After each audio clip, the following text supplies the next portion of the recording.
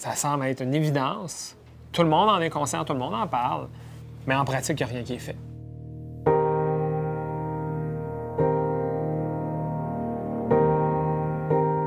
On fait face actuellement à une révolution technologique, marketing, sociale aussi, économique. Dans cette révolution-là, va se créer des opportunités incroyables, mais il y a des menaces fondamentalement très réelles.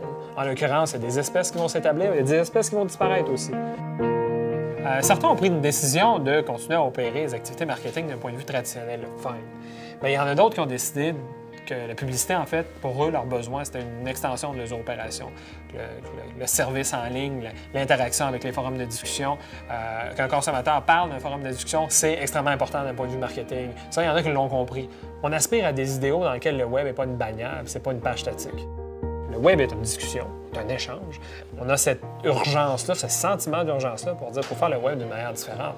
C'est un peu comme dans le Titanic. Non, il y a une dualité dans notre industrie qui est fascinante. Tu as des gens qui font le party présentement dans le ballroom, puis tu as du monde qui a vraiment l'impression qu'on est en train de couler, puis il y a le feu est au lac. On se doit, en tant qu'entreprise, de changer les règles du jeu. You tente de vivre dans un futur, tente de créer finalement ce que le web va être dans 5 ou 10 ans aujourd'hui, pour permettre aux clients d'avancer, d'innover très rapidement. Présentement, ce n'est pas la technologie qui nous limite. On souhaite un web qui est beaucoup plus sophistiqué, qui est beaucoup plus avancé, qui est beaucoup plus intelligent. Il y a une intégrité, il y a une transparence qui est nécessaire. Le plus gros défi pour les fournisseurs présentement, c'est la notion que dans cette nouvelle économie-là, il faut laisser aller les processus de profitabilité maîtrisés et connus. On avait un client à Tourisme Montréal, on fait affaire avec eux depuis 2011. On est extrêmement fiers, on est partenaire avec eux dans plein de projets. On a investi en R&D sur des défis d'affaires qu'eux avaient.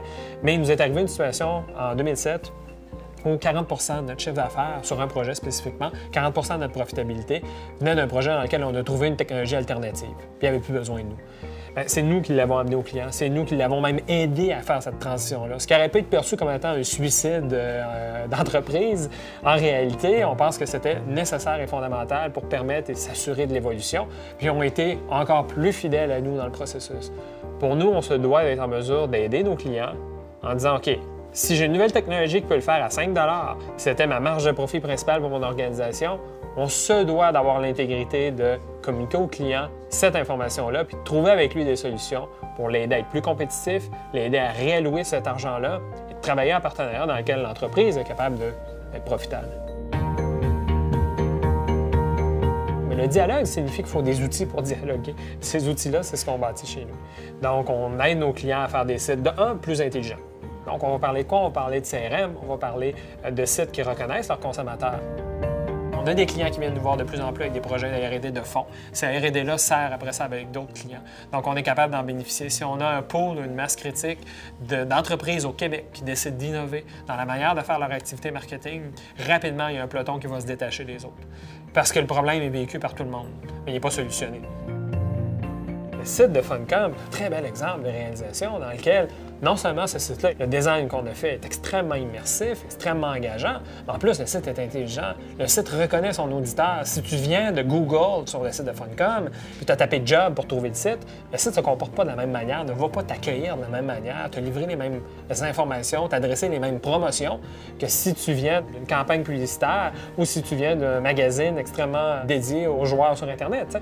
Ça, c'est la base. C'est pas une innovation. Ça, c'est la base à avoir en 2010.